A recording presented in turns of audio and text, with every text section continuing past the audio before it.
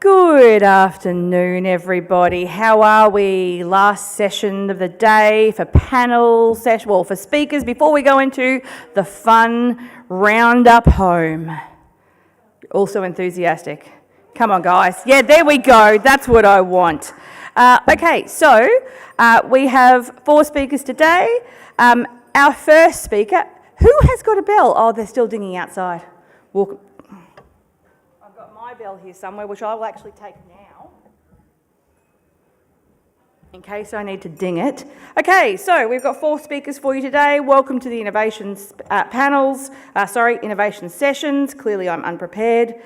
I'm going to invite in a moment Jodie Larson from City of Sydney to join us. Our first presentation is from Jodie about maggots. Love it. See, we're making sure everybody's awake, Jodie. Jodie has more than 20 years' experience working in the waste and environment space across both the public and private sectors. Her areas of expertise are food organic collection and processing, waste auditing, and waste and sustainability education. Jodie's currently coordinating the city's residential food scraps, recycling service, and insect farming processing trial. Her role includes procurement, contract management, community engagement, as well as coordination of collection operations and project evaluation. She's also in charge of service options analysis and business case development. So we'll be having our questions at the end of all 4 speakers today. So make sure you hang on to them for me, but write them down so you don't forget. We don't want to leave Jodie out since she's first. Thanks very much, Jodie.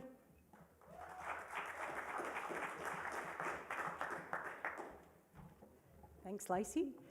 First up, I just want to give a shout out to my team back in Sydney who are hopefully watching this on the live stream. So I'm just using this, I presume.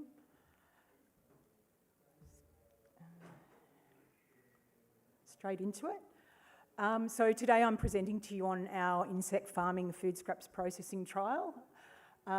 Just to start off with, I'd like to give you a bit of background on our food scraps recycling service for a bit of context. So the City of Sydney have been running a food scraps recycling service with our residents for almost 6 years. Currently, the service is available to over 1,000 houses and around 350 apartment buildings. And that service is available to around 17% of the total households in our local government area. The service has been a great success. The reason why we tested a food organic service over a FOGO service was because 80% of the residents in our LGA live in apartment buildings and they have little to no garden organic waste, so there's no demand for a garden organic service. And also, we've identified that with a source-separated food organics stream, you can achieve better environmental outcomes using the right processing technology, and there are more potential processing options available. So in March this year, our council resolved to roll out a FO service to all of our residents to meet the requirements of the state government FOGO mandate. And our goal for that rollout will be to achieve the best environmental outcomes from this new service. So what are the drivers for our insect farming trial? So because the city was planning to roll out a food organic service, we knew that we needed to better understand processing options for food organics. We have done some greenhouse gas modelling of different service options and different processing technologies, and that has indicated that anaerobic digestion and insect farming can deliver significant greenhouse gas emission reductions. We've trialled anaerobic digestion already. Our initial processing contract for our food scrap service was with Earth Power, but unfortunately Earth Power had to close, and since then we've been looking for other alternatives. Insect farming offers multiple benefits, but we recognised that it was not well tested with residential food organics, and so there was an opportunity to try and test this technology further. And then we got good support from our Lord Mayor, who put forward a resolution to council to conduct a trial. And so our insect farming trial was born. So the trial is a New South Wales first trial where we're processing all of the food organics from our food scraps service using insect farming technology. We've partnered with tech startup and food waste innovators GoTerra, and we're running a 12-month processing trial. It started in January this year and will conclude in January next year. GoTerra have built a processing module specifically for the trial in our own LGA at a waste facility in Alexandria. The objectives of the project are, of course, to assess the feasibility of this processing technology as a long-term solution for the city's food organics, but also to address and identify any operational issues and determine triple bottom line impacts. So for those of you that are not quite sure what insect farming is, it's basically the use of black soldier fly larvae or maggots to process food scraps. The GoTerra solution uses semi-autonomous units called MIBs, which I believe is modular. There we go. Thank you, Justin. Modular infrastructure for biological services. So, which is essentially a shipping container with robotic technology in it. So the larvae are put into the shipping container in trays, and they are fed food scraps over a period of around 10 to 12 days. On the last feeding day, the contents of the MIB are harvested and the larvae manure and larvae are removed. The larvae manure gets converted to fertiliser and the larvae are converted to an animal feed. So just to let you know what the benefits of insect farming are, the first one, which I've already touched on, is the beneficial offtake. So there's two products that insect farming produces. One is the larvae manure, which is called frass, and that's a really nutrient-rich fertiliser that can be used on agricultural crops and garden beds. And the second product is an insect protein, which can be used in animal feed, for poultry, for fish, and also even in pet food. Insect farming delivers excellent greenhouse gas savings, and that's because the insect protein replaces soy-derived proteins, which are quite carbon intensive to produce. Insect farming is also very circular. The food waste is processed and creates products that can be used to generate more food. And insect farming, or particularly the GoTerra solution, is modular, which means it only requires a fairly small space to set up, and that then means that you've got the potential to locate it locally and in urban areas, and by comparison to other technologies, there's lower capital setup costs. Sorry, I've got to show you the chickens moving there.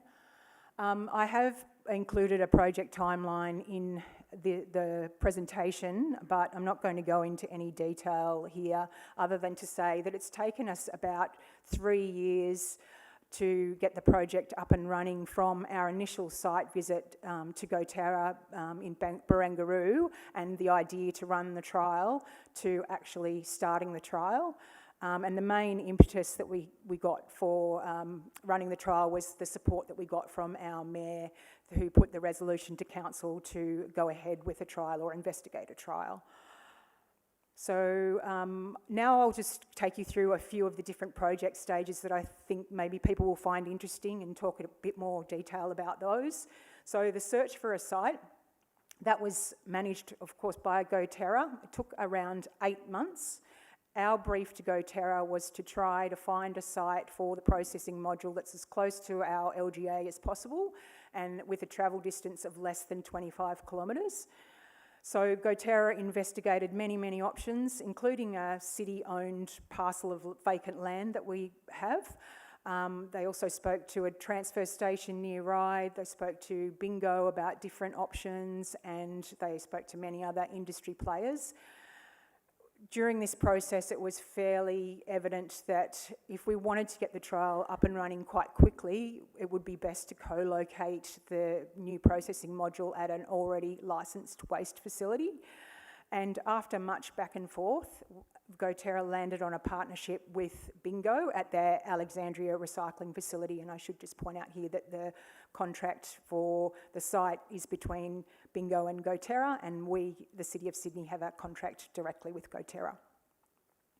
So contract development, we didn't have any precedent or template to work from, so we needed to develop a bespoke contract for the trial. This relied heavily on the expertise and time of the city's in-house lawyers. for drafting and preparation of the contract. We had some constraints for the city as a local government entity, but the contract that we landed on covers the establishment of the project, the services provided, the service levels, and also the reporting requirements, as well as detailing roles and responsibilities for both parties, the risk allocation, and of course the trial nature of the project. Planning approvals and licensing. So as Bingo were the owner of the site which we were co-locating on, they managed the planning approvals and licensing components. Both of these project stages took around 8 months. So for planning approvals, Bingo had to engage directly with the city's planning department, completely independently of the project team, the trial project team. Our planning department considered the activity consistent with existing site approvals, and so no further development application or amendments were required. As far as licensing goes, both GoTerra and Bingo approached the New South Wales early on with our idea for this trial project, and the EPA were very supportive of the project right from the start. Bingo applied for a variation to their existing environmental protection licence to be able to receive putrescible waste on the site, and that was approved. So construction and commissioning, that took around 8 months, which is actually quite a rapid period. So for construction, a hard stand base was laid and then a dome cover was built to house the processing equipment. The MIBs and feeding system were partially built in the GoTerra headquarters at ACT in Hume, and then that was then shipped to the site, and the rest of the system was built there on site.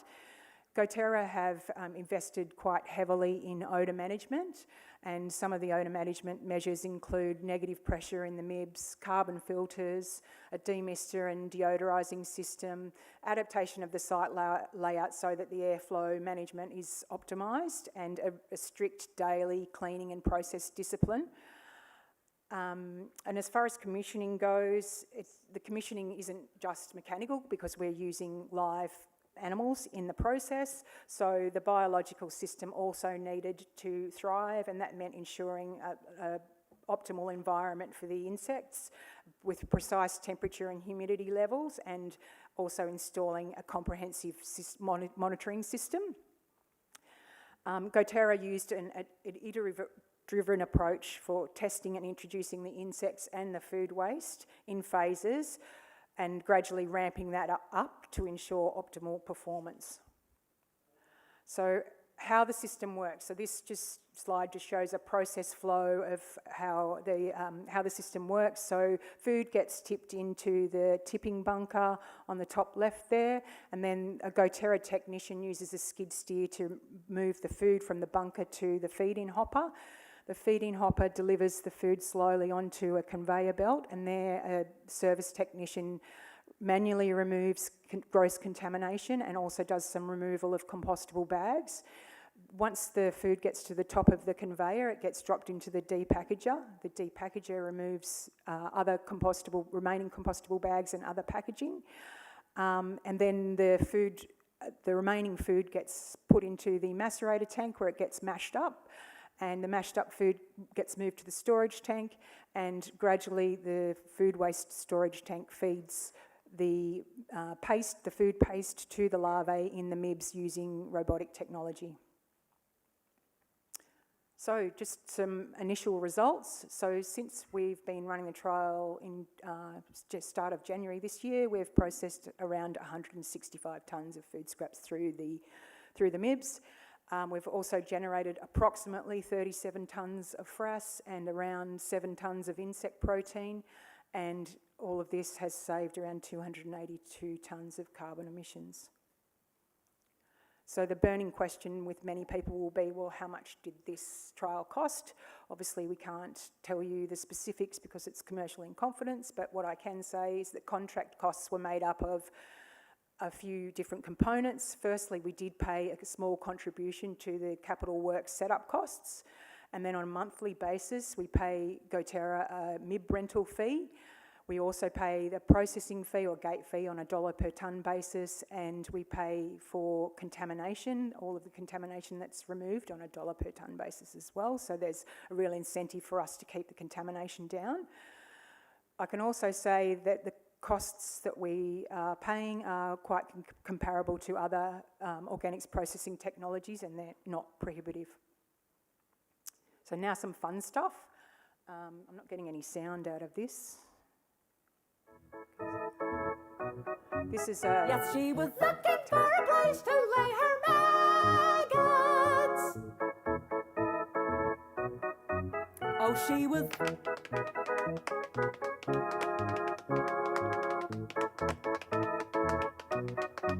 Yes, she was...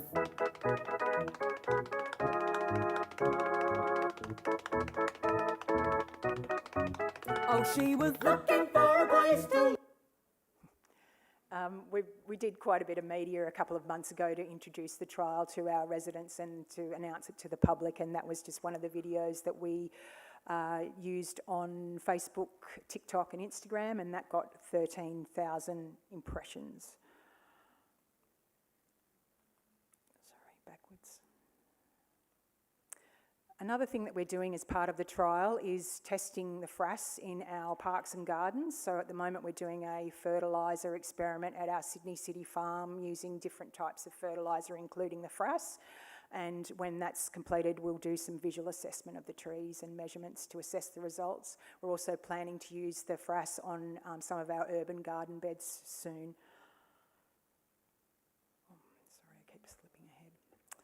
So challenges, there are two main challenges that we've come up against with the trial. The first one is the compostable bags. So you would have heard me say that the compostable bags are removed in the process.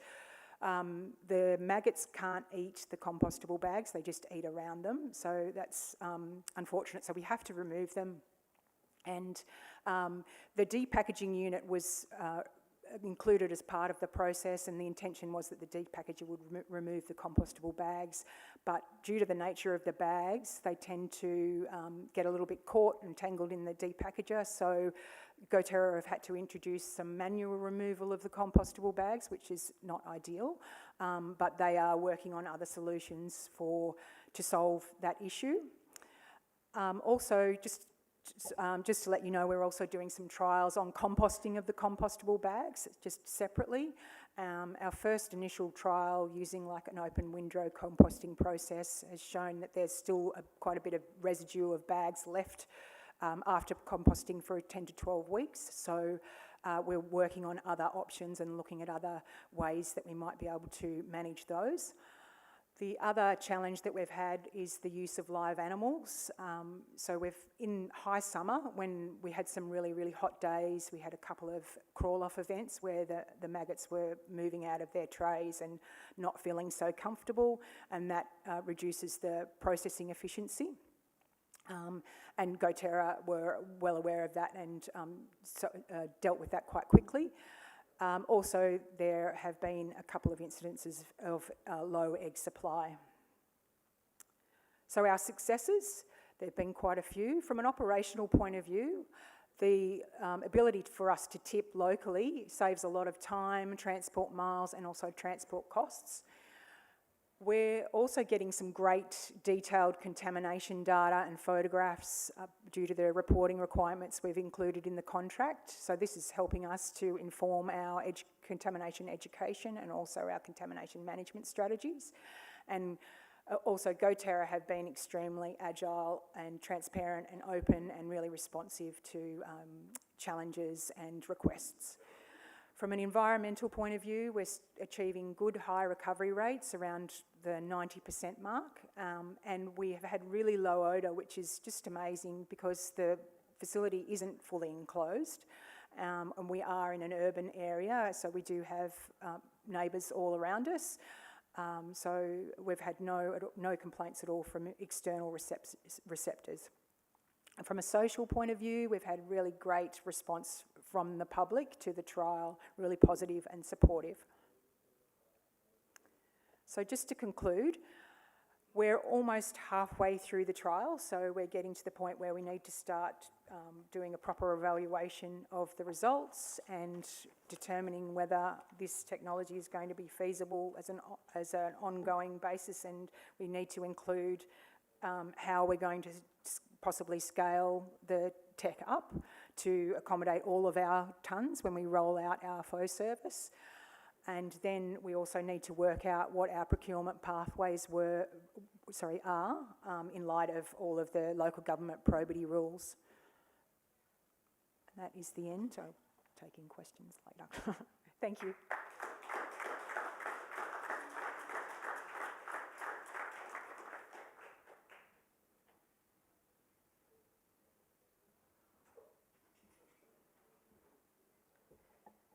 I have to say, I actually had a really strong visual image when you used the phrase crawl-off event, and it didn't give me a pleasant experience. However, sort of cool. Thank you so much. Okay, so next we have Esther Hughes from MRA Consulting Group. Esther is an environmental consultant and planner. She has a keen interest in policy frameworks, facilitating recycling infrastructure development and also energy from waste. She's worked in infrastructure for over 15 years and within the waste and resource recovery industry for more than 7. Esther's been a part of multiple diverse programs with the team at MRA, and she's responsible for developing consents and licensing approvals for the war sector, for infrastructure, and has a keen interest in policy and legislative frameworks. She also always has an excellent costume at our dinner event at COFS.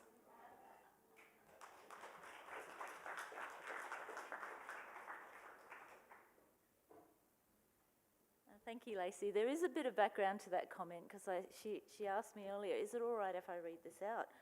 And I said, well, if you like, but if you want to make something up, you can make something up as well. So she did. I've also got to call out Lacey for her strawberry shortcake, which was really quite awesome last night as well. And by the way, I'm still wearing my 80s earrings just to keep in the mood and the excitement of the moment. Thanks for joining us here in this session. Really appreciate your company. So, my talk is about effective innovation. So why innovate? Excuse me, I just need to put my glasses on. Firstly, innovation is crucial to realising Australia's largest economic gains. In Australia, it's estimated that a 5% improvement in material efficiency would result in a $24 billion increase to GDP. Secondly, the recycling sector currently generates 9.2 jobs for every 10,000 tonnes of waste as compared to the disposal sector, which is only 2.8 jobs. Oh, sorry, I turned that one off. Let me go again. Yep, okay. And thirdly, Australia must actively transition away from a linear economy to a circular economy to protect our land, water, ecosystems, oceans and air. Okay. Another good reason is that the National Waste Policy Action Plan also encourages innovation.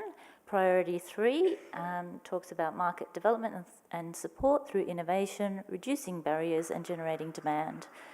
And there is government support. The government support for innovation seeks to drive changes to the supply chain while working with industry to resolve challenges. And we all know a little bit about the circular economy and our shift from a make, use and dispose framework to something that's more circular, which is also a good reason to innovate and also to reach our 80% targets for resource recovery. So within this circular economy, where do we need the innovation to be implemented? Well, basically everywhere. We could be implementing smart AI, better sorting, better collections, and also, I think quite importantly here, where we would implement better products and better remanufacturing. And incidentally, that's also where we might start to think about redefining materials as resources and not as waste.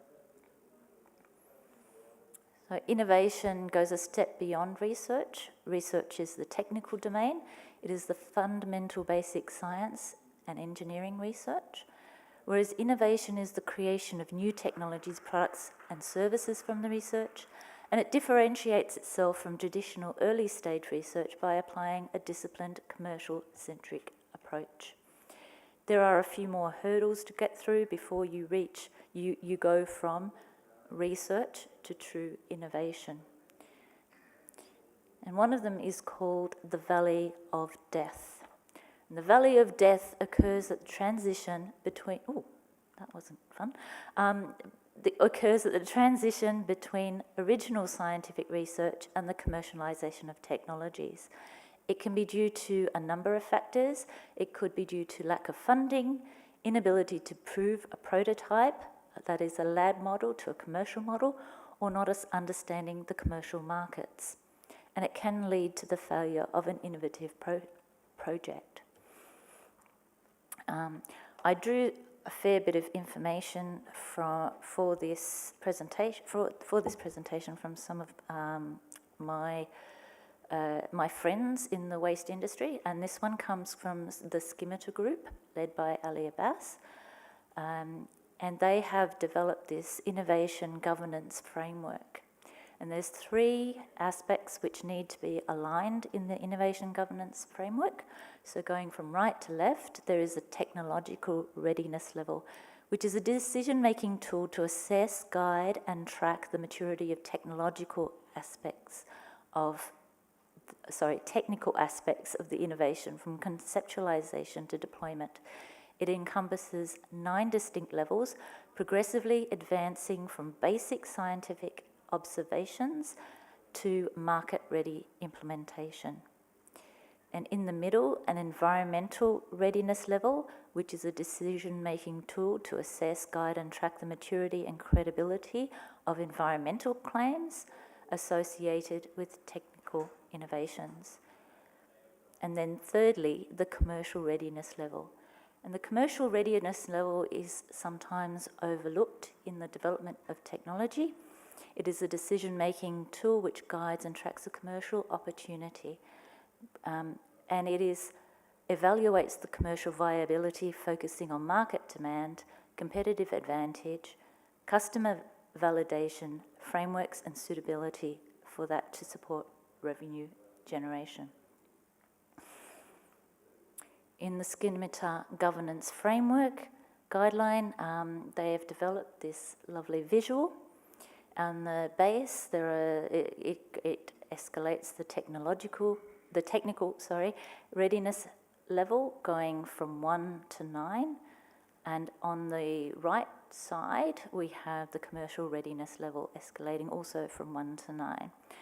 So level 1 for the TRL, TRL 1 to 3, that first sector, goes as a scientific research approach to something that looks like it is feasible. TRL 3 to 6, validation to pilot stage. 7 to 9 is demonstrated in the environment and it has been proven. And then similarly, the commercial readiness level escalates from a basic commercial opportunity to a product launch and revenue generation.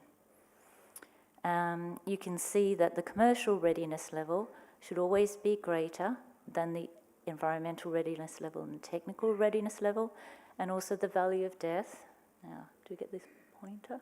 Up here occurs between TRL 3 to 7.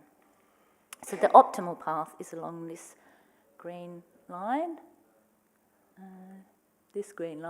which synchronizes the development of the technology and the development of the market opportunity. I've prepared a few case studies just to illustrate. The first is from Close the Loop, and Close the Loop developed this product called Tonaplus. Tonaplus is a high-performance additive to asphalt made from recycled plastics. They encountered a number of hurdles along the way in developing this product, and their particular hurdle was with regard to the specifications in the asphalt roads industry. Steve was quite adamant the way to overcome these hurdles was through a great team who have a very good attitude, a very can-do attitude, but they also needed to align an asphalt company and a council to be able to test this product. And they managed to do that by calling in a favour from the City of Hume because they had previously contributed to a number of circular economy activities, and they were able to assist. So in a way, Close the Loop had a product that was fairly well tested, but they needed to develop their technological readiness and also their market readiness, and did that through further implementation of their product. It's a hugely successful product. Probably a number of you have come across this Tonoplast before in your journeys. Steve hasn't always been quite so successful. This is a circular food project. It was the largest urban worm farm in Australia, and unfortunately he burnt a lot of cash before he had to shut this one down. The model was to turn local food waste into fertiliser using worms, and he said the reasons for failure were many. Some of them were, as Jody mentioned, in regard to making the right environment for the worms to live in, and providing them with the ideal conditions and the right food. But he also lamented a lack of markets for the high-quality microbe-based and clean, healthy fertiliser as compared to something like Seasol, which has already an entrenched market and economies of scale. So what would Steve have done differently? He would have done more research into the biology of the fertiliser products. He would have worked out how to leverage scale, how to create an environment of more productivity for the worms. He would have secured written commitments from partners like local government, local cafes, restaurants, etc. But he does say that just because the idea seemed timely and obvious, it doesn't mean that the market was ready. And just because the worm products were very good, it doesn't mean that they could be produced at commercially viable scale. So this illustrates quite well that idea of developing commercial readiness along with technological readiness. My third case study is from IQ Renew, and they developed the plastic bin in the bag, but also they started working in 2019 with Nestle to find a solution for the complex nature of different polymer types. They wanted to realise this vision of collecting and reprocessing soft plastics. So it seems really easy when you say it like that, but it wasn't quite so simple. They needed to remove PVC from the blend. They had to find a way of sorting the soft plastics, and the different light fractions kept blowing off the conveyor.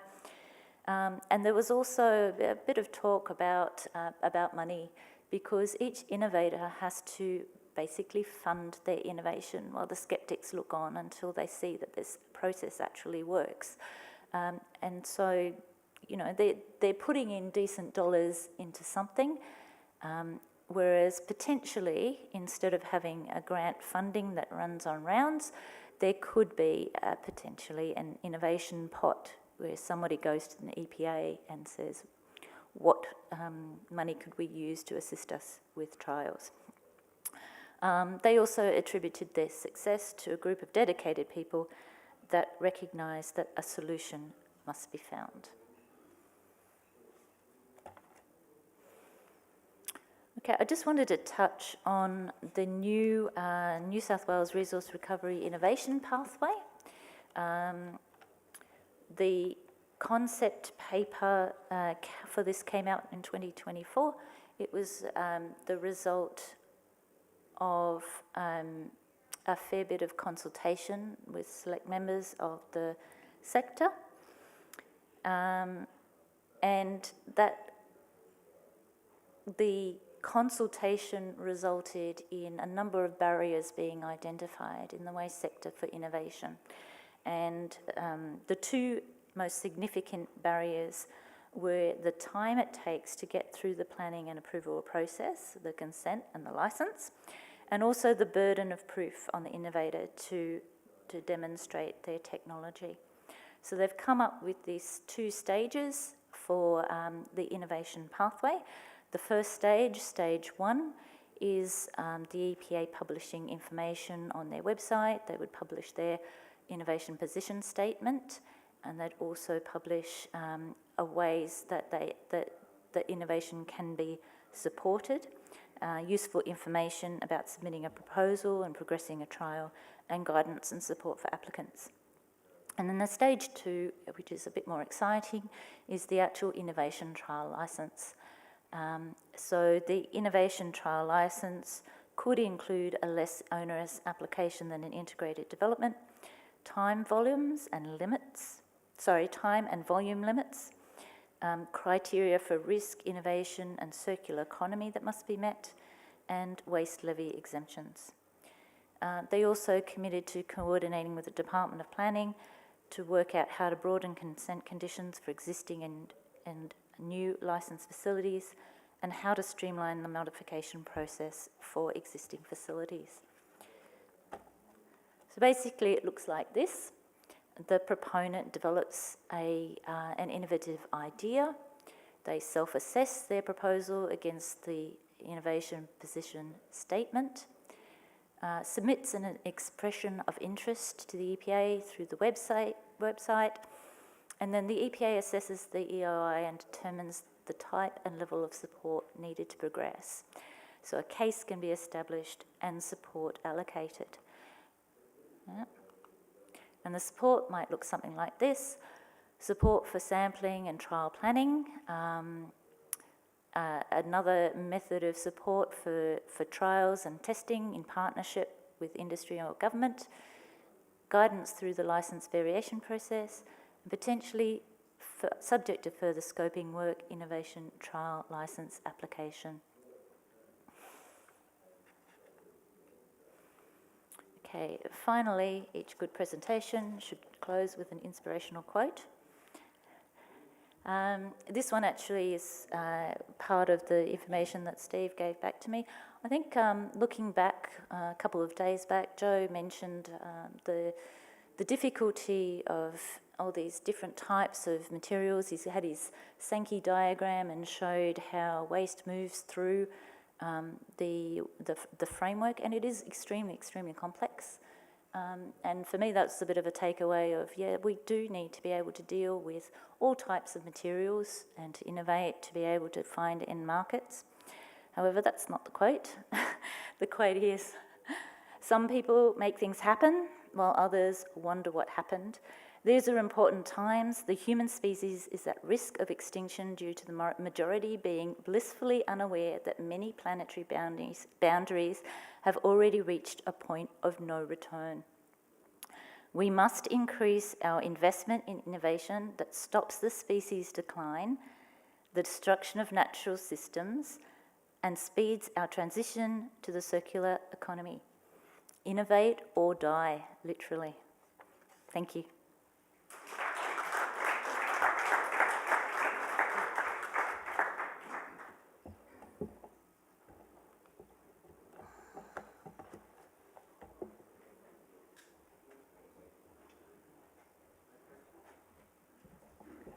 Gotta love these presentations that stay at a time and stay a minute under. Wow, we're very lucky. Very lucky that I'm not speaking because I can't do that. And I have to say, as a person who owns a technology business, those TRL levels are brutal and they are real, and the valley of death is painful. But you know, you come out the other side and it's okay. So next today, we have Daryl Nichols talking to us from Grow It Local and Garage Sale Trail. Daryl's going to be talking about growing food and saving the world. Daryl is an innovator and an impact entrepreneur. He's the co-founder of Australia's largest circular economy event, Garage Sale Trail, which involves 300,000 Australians annually, helping redistribute 750,000 items, generating $3.8 million for local communities. Daryl's also the co-founder of Grow It Local, your local grow community. And interestingly, I'm a Tidy Town national judge, and this year I was really fascinated to see how many times we saw both Garage Sale Trail, but more this year, the Grow It Local program coming up in the finalists across Australia. So welcome, Daryl.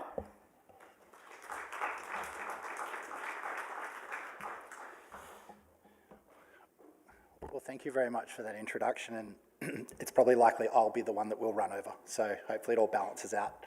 But thanks everyone for joining us, and special shout out to my good friend and fellow our national patron, the Costa the Garden Gnome at the back of the room. Thanks for joining us, Costa. Let's jump into it. Today is a pretty straightforward agenda, just some intros on who we are, although you probably now have heard that. We'll touch on some of the findings we've sort of unearthed in the last 4 or so years of working on this program, before we dive into some really excellent, I think, research that you should be very interested in from the Australia Institute that was released at the very end of last year. And then I'll just briefly touch on how we work with government and the impacts that are being achieved. Can I get a show of hands, anyone here who's involved in growing food of any kind on any scale at home? Great number, awesome. Well, there's a treat for you all at the end. If you stick around to the end of this presentation, we've got some free heirloom seeds that we'll get out to you, but yeah, we'll get to that. Introductions, I'm Darryl Nichols, thanks for coming along. On the team we have Paul West and Andrew Valder. Andrew and I have worked together for almost 2 decades now. You've heard about Garage Sale Trial, don't need to go into that, but what an incredible journey. And we stood here at this very conference in, I think it was 2011, when it went from being a local grassroots initiative in Bondi Beach to the vision to try and bring it to life across the country, and couldn't be more humbled by what's been achieved, particularly in the last decade or so, led by the incredible Barbara Gill. Paul West, you might know from your telly screens, from shows like River Cottage Australia, the author of a whole bunch of books that connect the growing of food with the eating of food or the cooking of it, presenter on Backroads. He would have been with us here today, but he's actually in South Australia shooting an upcoming episode of Backroads, and just an all-around incredible human. And then our national patron, internally we refer to him as our spiritual leader, Costa, who's just the most incredible person to have involved, and a friend and neighbour from back home in Bondi Beach. So Grow It Local, and why we're here today, is really to talk about the connection between growing food and food waste. So for the past 4 years, we've been tinkering away trying to understand this relationship between growing. When you grow food, it just felt like you didn't produce as much waste, or you became more conscious of it and you started composting, you're doing all this sort of stuff. In the last 4 years, we've built a community that's, I think it's just approaching about 43,000 people around the country now. There's about 1.7 million square metres under cultivation across balconies, backyards, courtyards, verge gardens, community gardens, etc. And that the community are collectively diverting each week about 56,000 kilograms of food waste through their home growing and composting activities. And of course, there's a CO2 offset that comes on the back of that. It's supported by a couple of state governments and 25 councils around the country. And we also are very fortunate to have a partnership with Patagonia, who we're working with to expand and explode the impacts of the program and the work that's being done. We partnered up with the Australia Institute, and we'll get to that in a minute. But really what we've found is that in the last 4 years, that growing food leads to a greater appreciation for food or produce, making more people more likely to use it, preserve it, and repurpose it rather than waste it. And it's a fundamental shift in how they view food.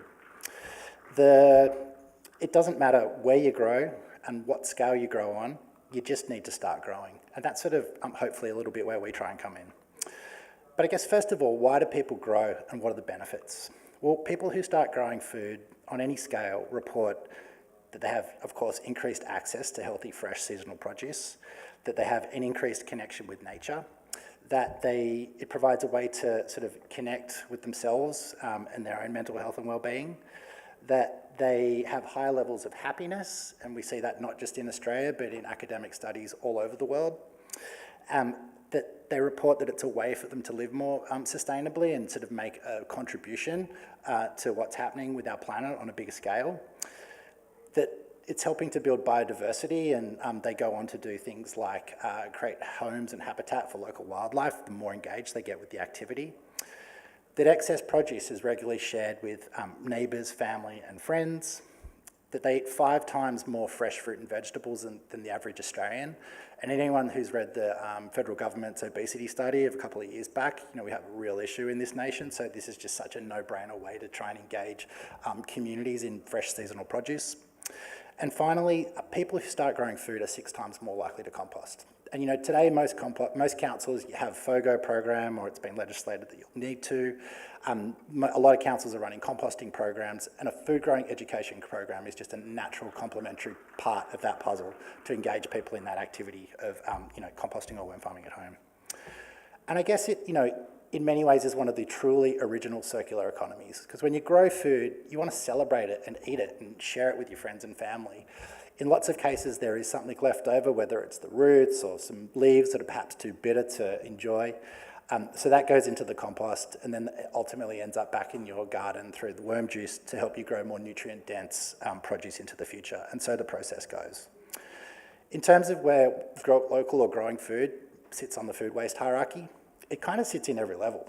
Of course, we've talked already about people who grow food are more likely to engage in composting, because when you start growing food, you learn that the harder your garden is your soil, and what's the best way to improve or turbocharge your soil, was to fill it with organic nutrients. That we found that about 41% of people over the course of their growing career go on to be involved in chickens at some point, so that's another way to deal with any excess. That produce is shared, and that, of course, avoidance is really the big goal here. Which begs the questions, why don't more Australians grow food? Well, they want to, but they just don't know how or where to begin. And that's sort of what prompted us to partner up with the Australia Institute. For those that don't know, the Australia Institute is probably the foremost public policy think tank in the country. They sort of work on what they call, or communicate what they do their work as cutting edge research with sort of really forward-thinking comms. And so we partnered up about 18 months ago to work on this study, which was released at the end of November last year, called Grow Your Own: Growing Food to Feel Better, Eat Better and Help the Planet. And the whole point of it was, sort of in the last 4 years, we'd been working with our community to try and understand the collective impacts that we were generating as a group of people that were into growing food. But we were interested to see what was happening sort of more broadly outside of our own community. And so this report was put together and it was launched inside Parliament House in Canberra on the 26th of November last year. With myself, Costa, and the Deputy Director of the Australia Institute, Ebony Bennett. Sort of, I guess, to supplement or complement the data that sits within the report, we put together a little colour or some theatre to drive the media engagement and some PR activation. We installed Australia's first parliamentary garden with 5 different mint varieties, which was a real hit and I think resulted in about 86 national media outcomes. But really, what were the key findings? Well, what they found was that over 45% of Australians are currently growing some of their own food at home. That almost two in 3 growers say that growing food has helped them understand and reinforce the role of composting and worm farming in diverting food waste from landfill. And that 2 in 3 growers are also already composting or using a worm farm or doing both. Where it really got interesting was they found that of those Australians who are not growing, so of that 55% of the population, almost 2/3 of them are interested in doing so. So that's almost 7 million Australians who are sort of interested in growing food, but just don't know how or where to begin. Of the sort of younger demographic, those aged 18 to 39, it's about 80% of them say they're interested in learning how to grow food. And I think it's important at this point to sort of put into context that many of us have grown up in households where our parents didn't grow food, but their parents did, and it's almost kind of skipped a generation. And whilst there's this mass interest in growing food, there aren't really very many structured learning pathways as to how you can engage or become better in the space, unless perhaps you're a member of a community garden, which are just incredible for the sharing of knowledge and information and experience. If you've got a relative or a family member that can teach you. But yeah, mass interest in people wanting to learn how to. And so there's this demographic that's up and coming that we need to engage to help solve so many of the problems that we've all created that are ready to go. The benefits that came out of the Australia Institute study were really consistent with our own findings. People who start growing food report that they feel happier, more relaxed, healthier, more connected to nature, that they're making a contribution to the planet. 82% of those surveyed said they would recommend edible gardening or growing food to others, and over 4 in 5 say that they're interested in learning how to become a better grower. 67% of Australians who grow their own food say that doing so has indeed changed how they perceive household waste. And out of that came that it's sort of, once you start growing, you don't see food scraps as waste, you see it as a resource. you can't be at a family or a family member or a friend's house and see perfectly good organic waste going into the bin. You want to sort of take it home and put it in your own compost to turbocharge your own garden. So it's this real shift. The Australia Institute estimated that there are about 3 million composting households across Australia, diverting almost 31,000 tonnes of waste each year from landfill, and sort of wrapped it up with, whether in a backyard veggie patch, community garden, or in pots on an apartment windowsill, Australians love growing food. That growing food improves mental health and well-being, helps foster a greater appreciation for the resources required to produce food, and by extension, helps prevent unnecessary food waste. So why aren't we all growing food? Well, 61% of those interested in learning how to grow reported that a lack of knowledge or skills was their key barrier. And sort of that's where we try and plug in. So Grow It Local is a mission to help more Australians grow. We work with government organisations and communities all over the country to do that. And how do we do it? And I guess if I was in some of your shoes, does it really work? Well, here's what we currently do and provide, or some of what we do and provide. There's a platform which is forever evolving. There's monthly workshops which are delivered live and then archived and available on demand. They're hosted by Paul West, and they feature all of the amazing characters from the horticultural and gardening scene in Australia, both the folks you see on your telly and a whole up-and-coming generation of digital educators that are more native in environments like TikTok, YouTube, Instagram. A seed service, which is delivered seasonally, that delivers seasonal selections of heirloom seeds to constituents in our partner council LGAs and to community members across the country. This is an example of what it looks like. This is from the current autumn seed service distribution. How it works is you sign up, you get the seeds, you scan the code, and you learn to grow. And I guess, if we're talking about innovation, it's the tiniest little piece of innovation, but putting QR codes on the back of the seed packs that links to embedded educational content that guides you through information about the origins of the produce you're about to grow, the health and nutritional benefits of what you're going to grow, and then talks you through prepping your patch, nurturing all the way through to harvest, whether that's in pots or small spaces or in a backyard. Really super helpful, seems to be the feedback we're getting. So for the autumn collection, you can see here, and this is for anyone who's interested in signing up at the end, what you'll be receiving in the post. It was a Paris market carrot, an heirloom Pompeii spring onion, and an heirloom Little Caesar romaine lettuce. And on the back, cost is waiting for you, you scan the code, and it links to content that'll teach you how to grow carrots. In fact, in the last 6 weeks, we've had about 68 hours of carrot-related educational video content consumed, which is surprising, but really cool. And they get about 80% watch through, so yeah, people are super into it. And really, just from an education perspective, the educators we work with are just so incredible. People like Costa and Paul, but Connie and Mel, just amazing educators doing it in their backyards, but teaching the nation. One of the really powerful parts about the seed service is you're not just growing along on your own, you're growing along with this national community of people. So it almost gives people permission to share their failures as well as their successes, which is can be a really big barrier when you're learning how to grow food. For anyone that's starting out, you inevitably have some challenges, and having someone that you can ask for help or get advice from is just so helpful. So we have this Ask an Expert service that's led by Mel Lugoso from at Rewilding Suburbia, incredible educator, and she's there to help you on every step of your growing journey. We have live member meetups. Paul hosts.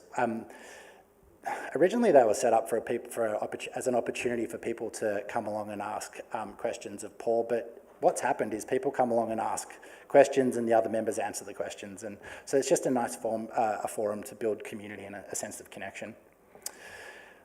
We run an annual awards program that's a bit more colourful, I guess, than some of the existing gardening awards programs. Then each year it includes a search for Australia's wonkiest vegetable, the best chicken name, the homegrown harvest, and the list goes on. That's all powered through a hashtag, and that gets really quite phenomenal pickup in digital sort of media environments. I think last year it had about 850,000 reach over the 3-week campaign. But just the sort of I guess the higher profile folks pick it up, and just, yeah, all sorts of wonky carrots and rude radishes and best chicken names of the last couple of years. I think we had Hen Stefani and Dame Egna, which took out the prizes. But yeah, the creativity that comes out of this community is just absolutely off the Richter. We also have an award category that Costa judges, which is called the Why I Love My Patch Award, and it just yeah, it brings tears to your eyes when you read the entries. And sort of last but not least, with Grow It Local, we have some real life events that we run. It's wonderful to have an environment or a platform where people can feel supported digitally, but this is something you do in the real world, and there's nothing better than sort of hooking up like this. So by way of an example, last year we ran this pickling workshop all over the country, and it doesn't seem to matter where you live in metro or regional areas. If you run a pickling workshop, you'll bring in hipster cool kids, older generation, middle-aged families. We had a couple turn up on a date night with a dog last year in Adelaide. But just lots of fun, and an awesome way to talk about the sort of the waste message as well, in terms of using any excess that's in your fridge and extending its life.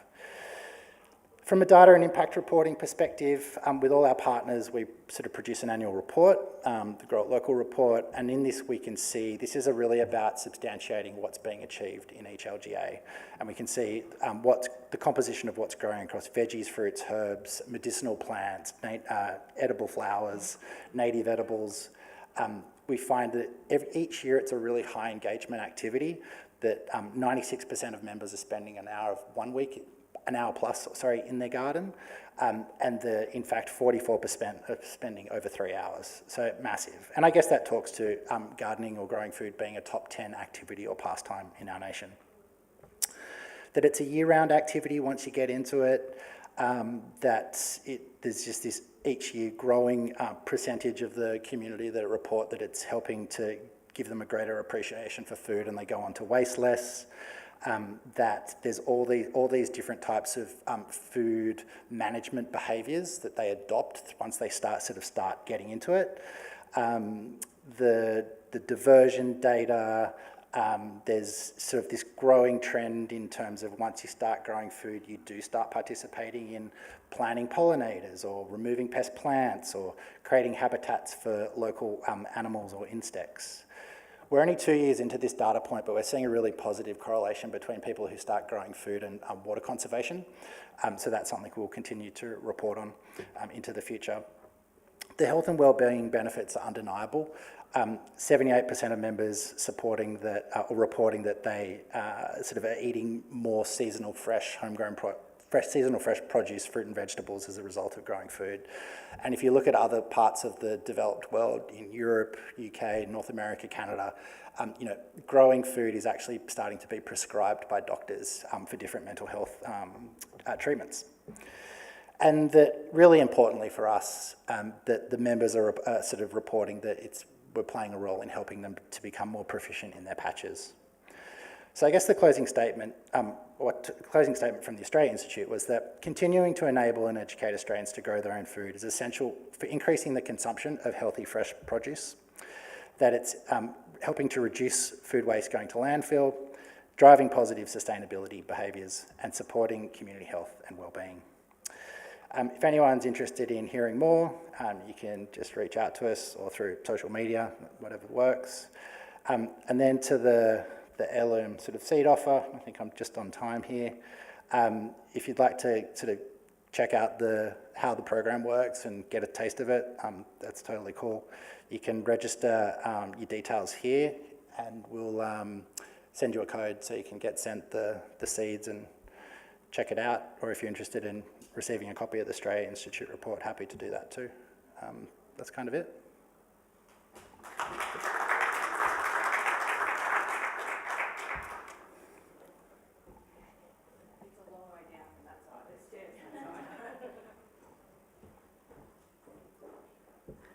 Now, I hope you've all actually, QR coded, because lots of hits learning about carrots. I feel like we can commit to learning a huge amount of information about spring onions that have a whole nother name that I didn't know existed. I also like the chicken, not the chicken name, the chicken. Seriously, just incredible. Thank you very much. So, there you go, Polish frizzleneck, something I didn't expect to learn today. So we have our last presentation before we'll have questions for all of our speakers today. And it would be great if I'd actually kept, Guido, your session information on my phone. Nope, there it is, we're okay. So we've got Guido from Revolve Recycling who's going to speak to us about Green Wheels. Movement is coming and I really hope you're going to get on that bike. Guido's private and professional life has been dedicated to organisations with an environmental and ethical mission, such as Greenpeace, as well as local grassroots organisations which have helped to shift the paradigm in the way that we think about waste, repair and reuse. He's currently managing Revolve Recycling, a sustainability social enterprise that aims to allow bike riders to give new life to their old rides by recycling, repairing and redeploying them. Through his 8 years tenure at the helm of the Bauer organisation as well, he became a pioneering circular economy social enterprise. Guido's introduced the Repair Cafe and Right to Repair movements in Australia, in addition to a range of repair services and educational workshops, including a tiny house building course. So please welcome Guido.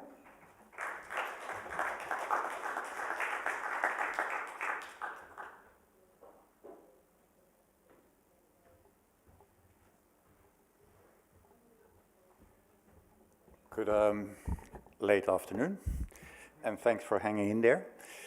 I'll try to keep it short.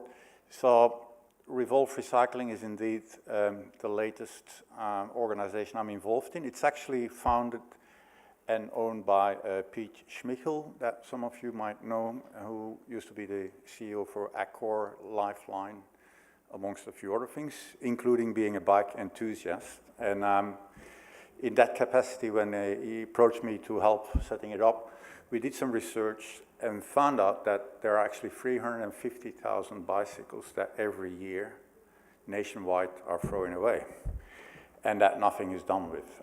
So a huge resource, huge opportunity to do something positive with, and that's what Revolve Recycling is all about. I will talk a bit later in more detail about that specifics, but here today I'm talking about Green Wheels and a movement, as we see it, that is growing and has a lot of opportunities. It's a program that is supported by the EPA, and it is about empowering bike shops. So we know that there are 250 bike shops in New South Wales who largely throw all their rubber, metal in the general waste, and now also some of their batteries, which has created a lot of those issues that we might have heard about, the trucks with all the waste getting lit up and create real problems. So we did some assessment with the bike shops, and the main problem they struggle with is the infrastructure that it needs to do a good job, especially with the batteries, but also space and cost in general. And even more when you go regional, like we have been talking earlier, how complex it is for regional bike shops to get the support they need to do a proper service. So we see it as a duty for us to help them finding that solution and helping them also with practical outcome. Now, okay, how are we doing that? So we are part of the EPA bin trim program, which means we started with audits of all their waste, and that's where we could confirm and see how problematic it is currently that their waste is not separated. We have helped setting up some of those services, specifically for the batteries and the rubber. We have arrangements made with some of the partners and the players in that field to collect that waste and recycle it. And we also have introduced an accreditation program, which comes down to some quality control and demonstration of capacity to do it in the right way. I will talk about it later also. And last but not least, it's also going to involve a consumer campaign where the consumer basically will ask for the good and the right setup for the bike shops. Here you see some images of where we have some ambassadors, including Chloe Hosking, one of the pro racers. The bike shop owners have already met and talked to us on a regular basis about all of that. We have a rubber recycling program, and Bingo is one of our partners, and ironically we are actually at the same site as Insect Farming, that was the first speaker here, in Alexandria, also supported by Bingo. So 2 innovative programs on the same site, and we have a battery recycling program also in place. And here you see the first results of all we have been doing. We are halfway through the program, and we have already been able to shift 12% of the waste from being thrown away to being recycled, which represents currently 85,000 tonnes. We did 150 of the 250 shops already, visited them and did an audit and have recommended improvements, and 50% of those are already accredited. And if you look at the 2 graphics, what you see in green is the part that is currently recycled, and on the left graphic, the left bar is what it was at the start, and the right one is what it is currently. And you see there is already some substantial shift, but also a lot more that can be done. And that's the program we are currently working on. Our next steps is this accreditation program. We have introduced a system with 100 points, very popular in Australian context. And so we divided in 30 points and 10 points that they have to prove that they do rubber, metal, soft plastic, etc. Recycling. And then they will be an accredited Green Wheels bike shop. And we will then promote, we will continue the conversations with the product stewardship schemes, because for both batteries and tires, there is actually not yet, except now very recently here in New South Wales, specifically for the batteries. There is a program here in New South Wales, but it's not nationwide. And for the tire stewardship scheme still doesn't accept bike tires. So that's a program that we are working on behalf of them. And then last but not least is the consumer campaign that we want to run to get the consumers talking to the bike shops as well. I want to jump quickly to where this sits in our bigger story of the organization Revolve Recycling. So Green Wheels is actually only one of all the programs we run. We also have set up a foundation specifically for kids' bikes, of which we get plenty. And we also know that 1 in 6 children currently have no access to a bike. So we set up a foundation to actually give away those bikes to those children. We aim for 1,000 per year. We currently are at 500. It's not too bad for a start, but there is more that can be done there. And we have also introduced a market for the second-hand parts. There is actually nothing like that at scale that exists, but there's a lot of interest. There is a lot of DIY bike mechanics around that are looking for those parts. So we have introduced a concept of a market, and it's the second time we did it in Sydney. We even have people from Melbourne, Canberra coming out, and we are building their community that they can share and exchange and buy from each other. But the core activities is what you see at the bottom there. That's the collection of our bicycles. We currently collect 5,000 per year. We sell 1,200 of those per year, and we service 500 per year. But there is still room to grow, and that's what we are currently working on. An interesting information that I want to share with you is 50% of the market in Australia of bikes that are sold are what we call the big box bikes. You find them in Kmart, Anaconda, and they don't last. There was till recently no evidence of what that actually meant, that they don't last. In the US, they talked about it in terms of build to fail. Now, we did a job with the consumer organization Choice. We did a test for 6 months, 4 bikes, too good, too bad, daily commuting. And the outcome was that after 72 hours, those Kmart bikes are no longer safe, can't even be repaired anymore, and have to be thrown away. And that's 50% of the market in Australia. So we are working on a campaign there, and Kmart knows it, to address that as a problem. You see on the left side there, an also interesting development that happened recently is the exact calculation of what actually the CO2 emissions are for a bike. And it's an Australian-based Carbon Halo organization that has done that work. It's 116 kilo per bike. We are looking now at an offsetting program where every second-hand bike that we give alive can be used for carbon offsetting. The last one of those projects is one where we work with councils. Again, EPA is involved in it, and the SSROC, Southern Sydney Regional Council, is partnering with us on a program where we help and provide support and budgets to set up collection events at the local level. And that all those bikes come to us that we can then reuse, repair, disassemble, etc. And here a summary of the story, the Green Wheels learning. So we see progress. We think that it is possible to indeed change the mood, change the behavior, the attitude from the bike shops towards management of their waste. We did a survey early on where 70% of the bike riders would like to buy from a bike shop that is indeed implementing sustainable waste solutions.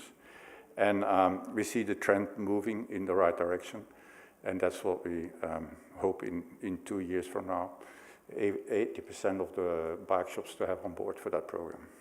And that's it for today.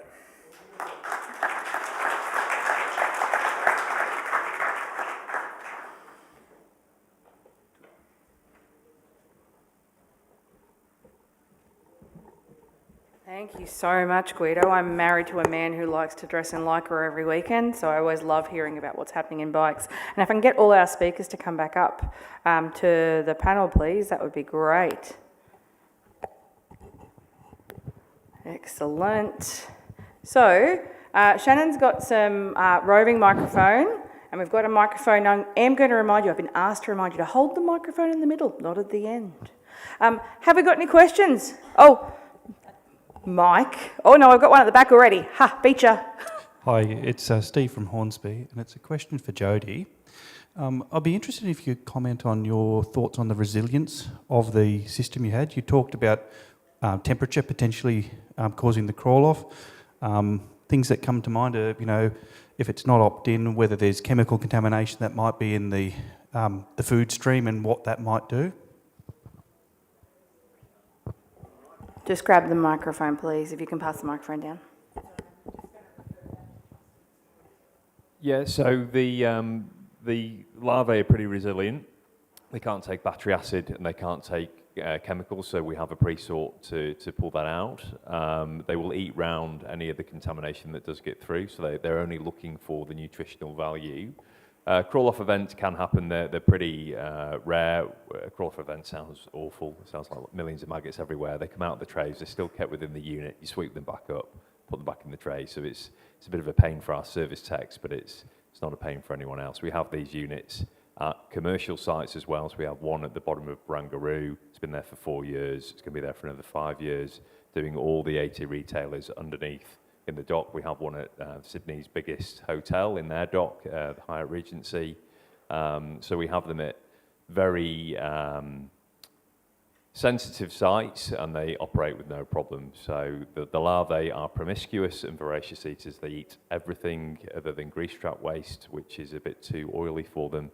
But yeah, if you've got battery acid going through or a highly corrosive chemical, then that could hurt them. But there's a bit of education on that. And we had a question down the front as well, please. This one's actually a Dorothy Dixer for Esther, my partner in crime.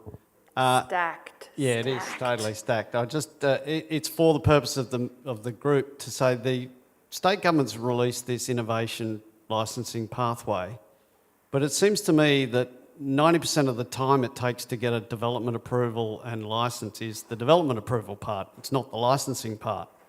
So to what extent in all your presentation did you see some real innovation in the development consent pathway, and how are we actually going to speed up the 90% of the blockage, which is the development consent, not the license? Okay. Thanks, Mike, for your question. It's true. The development consent pathway is much more difficult than the actual licence pathway, and I know that different states have different development consent licensing frameworks. In New South Wales, it's what they call integrated development, in that your licence is applied for at the same time as your development consent. I note that Jodie's process, her pathway, was a lot easier because she already targeted a place which had a development consent, and they just needed to modify their licence. Now, I was actually wondering, was that 8 months for both together, or was it then 8 months and then 8 months? Concurrently, okay. So that makes it much, much quicker. Also, the concept paper is at concept stage now, and there's a lot more work for the department to do, for the EPA to do. And I am impressed that they have gone there and that they are going to be talking to the Department of Planning about this. They're not just containing that within their own licence. I'll get to the question. So I've also seen. So on one scale, I'm very hopeful, and I've seen innovative development pathways in the Special Activation Precinct, which I never thought would happen. They've got a very quick framework where you get an Activation Precinct certificate, and then you can go ahead and get a complying development. So I am impressed by that. That's my positive view of the world, and then goes down to that kind of negative view of the world where you go, well, everybody needs a development consent, and how much can they actually do? And it is the most onerous path. That's partly informed also by, well, my experience, but also I'm thinking that they probably look at Victoria, which has a pilot licence framework. And the pilot licence framework there, they do separate out their development consent and their licence, so it's a little bit different. You still need a development consent for your activity and your build, and you can get that pilot licence. I'm also interested to take your question a little bit further in how onerous that pilot licence will be, because you may still need to prove your technology to an extent, and you still may need to implement certain parameters. Is it really going to make much of a difference? The real difference is that you can get a proof of your concept, and you can continue monitoring, I expect, your outputs to prove that you are not going to pollute and that your outcomes are as you thought that they would be. Thank you very much. Do you have a follow-up, but do we have any other questions before your follow-up? No, we're taking the follow-up. Come on, Mike. But then we're going to the other side. In my simple language, the state government promised a sandpit that we could all go and play in for new innovation, and that would speed up the development and the licensing process. In Victoria, you could get a trial licence and permit and DA, and you could start playing and had 12 months to put in place all of your administrative process. But we don't have that in New South Wales. We might get a trial licence, but we certainly don't have a trial DA in New South Wales. So innovation is still going to go to Victoria. Is there a question in there? Why can't we adopt a sandpit model and let people start and get all their paperwork over the first 1 year or two? Yeah, ideally that would help, and I'm sure there's a lot of commercialisation that could come on board if you did that as a program. Thank you. Shannon's running around to the other side, moving swiftly. Thanks, Shannon. Nice conversation, but I'm going to go sideways. Daryl, great initiative. I had a look on your website while you were talking, and I see you give away, you package in seeds as part of your membership. How about a voucher for some locally made municipal compost? It's a great idea. And in fact, we've got a bunch of LGA partners in WA who do exactly that. And so they use the program as a platform to, in their words, close the loop on food waste. So they take the, FOGO, created compost, and then provide it back to the local growers in their community to create that circular connection. So yeah, awesome idea. Come and talk to the ARL board. Thank So you. we've got another question over on the other side, please. We're making you get your step count up today. While you're running, I have a brief question. So I've got another question for Daryl. So what's really interesting is I've seen the opportunity as Garage Sale Trail and Grow It Local have expanded. You're starting to see them existing in communities when we're seeing programs like Tidy Towns. I wonder what the opportunity is for co-branding with programs like Revolve Recycling and these other initiatives that are coming up in the circular economy space. It's such a good idea. I mean, like the truth is, to get these sort of social enterprises, social innovation-driven initiatives off the ground in this country is really hard. Like you've got to really bang your head against the wall for a long time to figure out how to do it. Versus somewhere like the UK where, social innovation, it's just resource to the nth degrees. I had a meeting with the British Prime Minister's people and with Prince Charles after 6 months of just doing work up there. It was nuts. But I think that's such a good call. Like we need to find ways to, open access to our audience because they're really interested in these sorts of initiatives.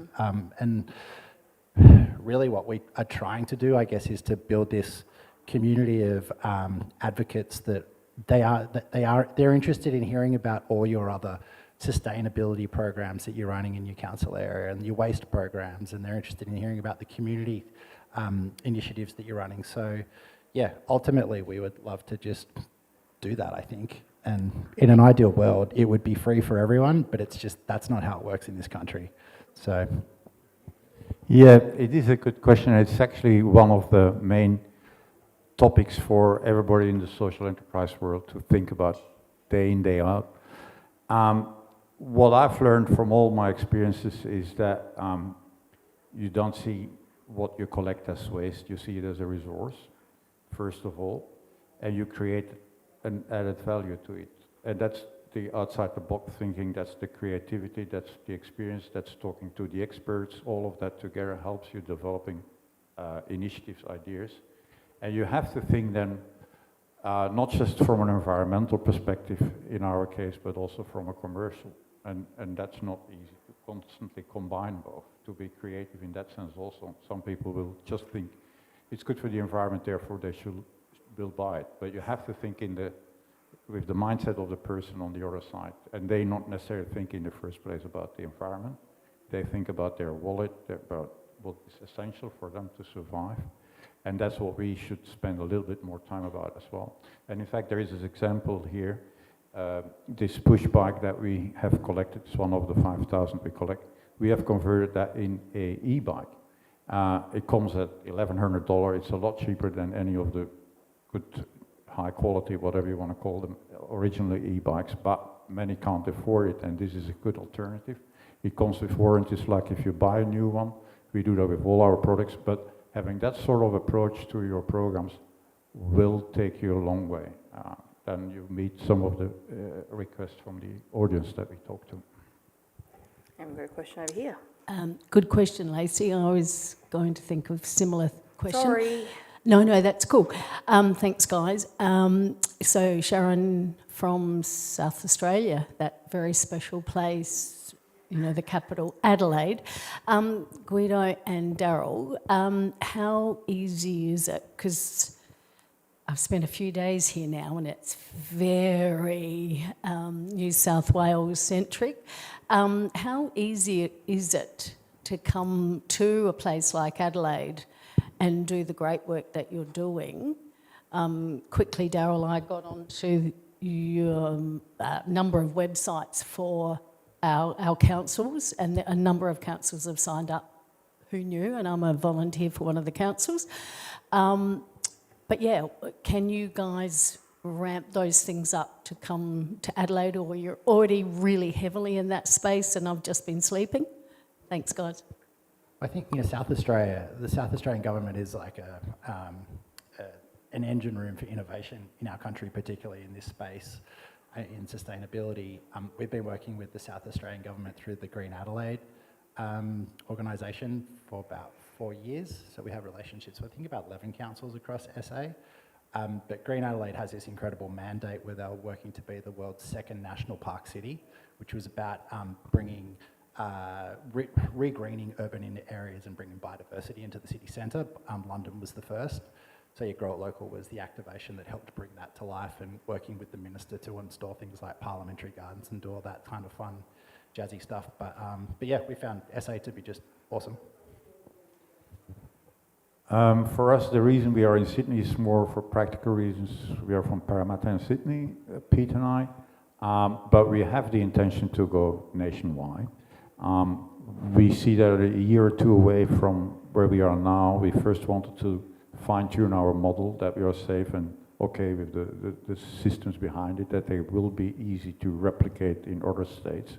We have already requests from people in Adelaide, from Brisbane, Perth, you name it, and that's over time our intention to go there. I don't think there's going to be a problem to do it. It's just that we want to be ready before we move in. I'll hog the mic again, because Guido, the Green Adelaide could be a perfect kind of fit with that, slightly out of their remit, but very much part of that Green Adelaide kind of ethos. So hopefully, and they seem to be quite cashed up, which is fantastic. So Yeah, something that we sort of, this wasn't intended. Grow It Local was always built as a program for government, launched at possibly the most imperfect time in history, which was November 2019, before the world fell apart, and pretty much every government organisation went into essential services only. But we have sort of had interest from a whole bunch of residents in areas around the country that aren't from partner council LGAs, so we launched the product as a, or the service, I guess, as a subscription offering. So that launched about, I don't know, 18 months or so ago-ish. And that now has around 3,500 sort of householders, school teachers, people from charities and whatnot that subscribe to that at $8 a month. And that's growing really quickly. So it still works best when you have an on-ground local activation partner in the form of an LGA. But yeah, we're trying to make it accessible to everyone. Do we have a final question from the floor? Hi, Monica from City of Canada Bay in Sydney. Question for Jody. I know you're only partway through your trial, but from what you've seen to date, do you think that this could be a real solution for high density development? And second question, can you share any preliminary thoughts on what's next post-trial? In short, probably yes to the first question, and preliminary thoughts on what's next. It's entirely dependent on internal approvals and procurement processes, and the local government requirements. So yeah, it's really hard to say at this stage. We haven't started our evaluation yet, so the presentation really is just about initial results and the story of how we got to where we are now. So sorry, I can't really offer too much more. I said final question, but we have 2 minutes left. Do we have any more? Because if not, I'll take one. Excellent. So I have a question for everybody here.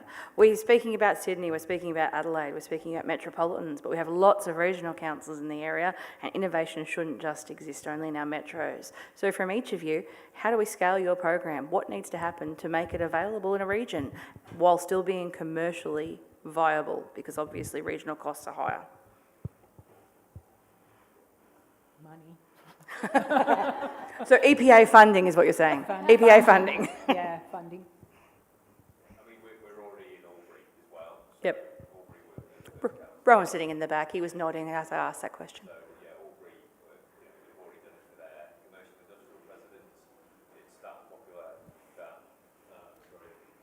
The Albury trial has been there for 3 years now. It's that popular that we're full, and we're now having to go through DA to put more units on there to grow. So you with don't demand. need money? We do need money because we're a hardware business. Sexy SaaS ain't going to save the planet. We need infrastructure, we need hardware, and we need to develop a first-in-the-world supply chain to make it less risky, and egg supply is one of those. So we need money.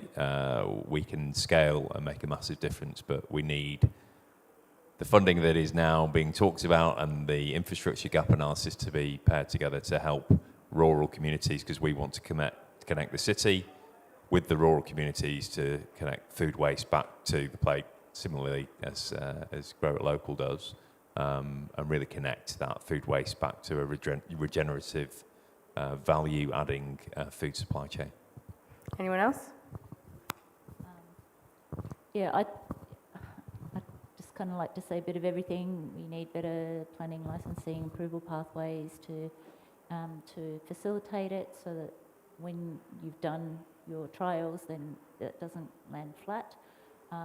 Supports from, well, universities are good support sources, support from governments.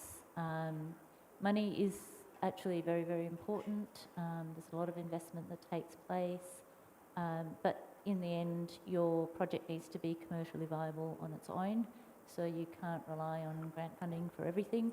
You need a decent business case behind what you're doing. I second all of that, actually. It's indeed about, you could get in the short term some funding, but in the long term it has to be a sustainable business model. And we, with this program I was talking today about, the bike shops in regional areas, is actually the next phase of our program that we need to look into. And I'm currently doing that. And it comes down to scaling the whole operation. That's the only way forward. That you have, it takes longer in a regional area than in an urban environment to get the minimum quantity to become sustainable. And that's in a way the same logic as for us, at least in a regional setting. You need sufficient bike shops convinced to participate in your program, and then it's worthwhile organizing the logistics around that. And that's education, that's awareness, that's the consumer work you need to do, providing the service at a financially manageable price for them. That's the biggest of all the tasks you have ahead. And Daryl has Barbara, who goes everywhere. Thank you, Esther. Exactly. The incredible Barbara Gill. I think for us, Grow It Local as it exists today will be probably quite different this time in 12 months. Whilst it will fundamentally have some of the same service and product offerings, the role that our LGA partners play isn't just they provide funding, but they help market it, but ultimately they also help develop it and make it better, because we certainly don't have all the answers. And the way our view of the world is that just like councils are responsible for roads and rubbish collection and so much more, that so too in the future, digital infrastructure should be part of one of the areas that they're custodians of, and a platform that provides education, community engagement, and then can help local governments achieve the different strategic objectives they're trying to achieve across waste, sustainability, community engagement, etc. Like, it really is a no-brainer when you look at the ROI. But I guess it's just being in forums like this and connecting with like-minded people and trying to present a compelling story, and I think it just takes time. Excellent. Thank you very much. Can I please ask you to give a hand to all of our speakers again? It is now time for afternoon tea. Thank you, speakers.